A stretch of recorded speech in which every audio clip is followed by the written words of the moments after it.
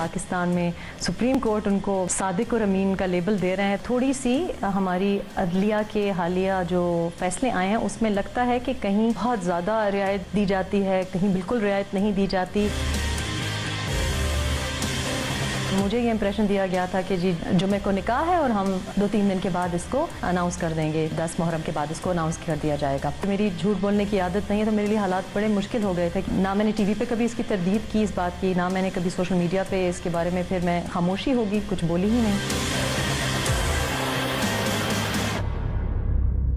بھارتی T V channel سے بات چیت کرتے ہوئے ریحام خان نے کہا کہ سپریم کورٹ نے عمران خان کو جانے کیسے صادق اور امین قرار دے دیا, وہ تو ان کی شادی کے معاملے پر بھی جھوٹ بولتے رہے ہیں, جبکہ دوسری طرف سپریم کورٹ نے سابق وزیر اعظم کے معاملے پر بہت سختی برتی. صادق اور امین کا جو لقب ہے وہ ہمارے محبوب نبی رسول اللہ صلی اللہ علیہ وآلہ وسلم کے لیے استعمال کیا جاتا ہے, تو اس کو تو میرا خیال ہے کوئی بھی عام انسان اس تک پہنچ ہی نہیں سکتا. اور آج کل جو کہ حالات ہیں اس میں اگر سپریم کورٹ نے پتہ نہیں کس بات پہ ان کو جج کر کے اتنا رعایت دے دی ہے, لگتا یہ ہے کہ تھوڑی سی ہماری عدلیہ کے حالیہ جو فیصلے آئے ہیں اس میں لگتا ہے کہ کہیں بہت زیادہ رعایت دی جاتی ہے, کہیں بالکل رعایت نہیں دی جاتی. ہم نے دیکھا ہے کہ جو آؤٹ گوئنگ وزیر اعظم صاحب ہیں ان کے اوپر تو بڑی سختی برتی گئی. ریحام خان نے کہا کہ ان کی عمران خان سے شادی 31 اکتوبر 2014 کو ہوئی اور ٹھیک 1 سال بعد 31 اکتوبر 2015 کو طلاق ہو گئی.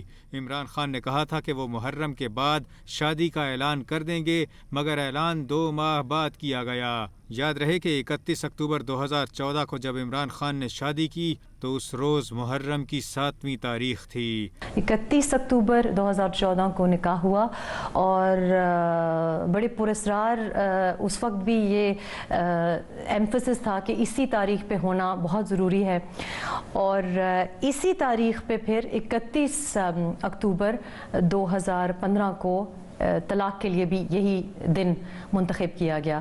اب اس کے پیچھے کیا محرکات تھے, میری کوئی اس میں رائے نہ نکاح میں اور نہ طلاق میں شامل تھی.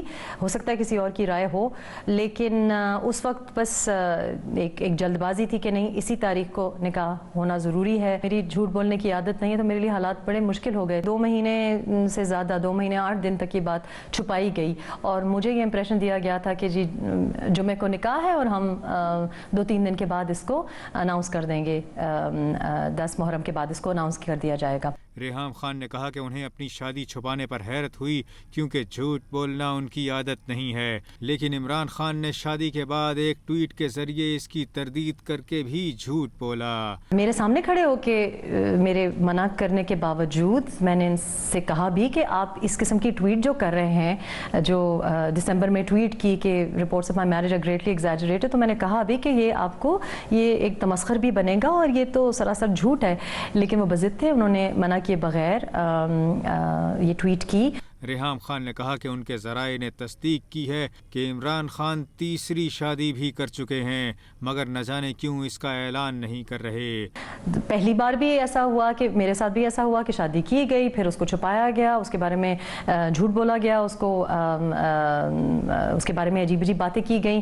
ابھی دوبارہ جو خبر ہے وہ کافی صاف ظاہر ہے کہ شادی ہو چکی ہے, اور پھر شادی ہونے کے بعد کیوں کہا جا رہا ہے کہ جی پروپوزل دیا گیا. یہ تو اچھی بات ہے, شادی کرنا تو کوئی اس میں تو کوئی برائی نہیں ہے, شادی کرنا تو احسن فعل ہے, تو اس کو بتا دینا چاہیے. ریحام خان نے کہا کہ کچھ باتیں جب خود سامنے آ رہی ہیں تو اب انہیں اور بعض دوسرے لوگوں کو بھی اپنی خاموشی توڑنا ہوگی. بہت سی ایسی باتیں ہیں جو میرے علم میں تھیں اور میرے علم میں ہیں, اور میں ان کے بارے میں خاموش رہی ہوں. اور اب جب کہ ساری بات باہر آئی گئی ہے اور سب لوگ اس کے بارے میں بات کر ہی رہے ہیں, تو مجھے لگتا ہے کہ مجھے بھی کچھ اپنی خاموشی عنقریب توڑنی ہی پڑے گی.